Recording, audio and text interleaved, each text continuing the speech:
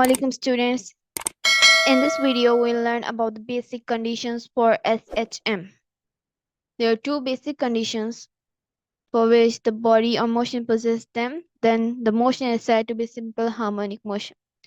So the first condition is when in the motion the restoring force is proportional to displacement x from equilibrium. Mathematically, F RES is directly proportional to minus x. Our restoring force is directly proportional to minus x. Here displacement have negative sign and the negative sign shows that the restoring force and displacement are oppositely directed. Like restoring force tries to decrease the displacement. Displacement is pointed away from mean position while the restoring force is acting towards mean position. So here we'll get negative sign.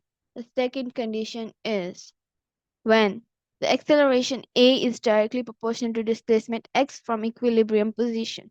Mathematical derivation is a is directly proportional to minus x. When these two conditions are satisfied, we call the motion simple harmonic motion, otherwise not. Thanks for watching the video. If you find the video informative, then please like, share, comment. And if you're new on channel, then please subscribe my channel. Allah Hafiz.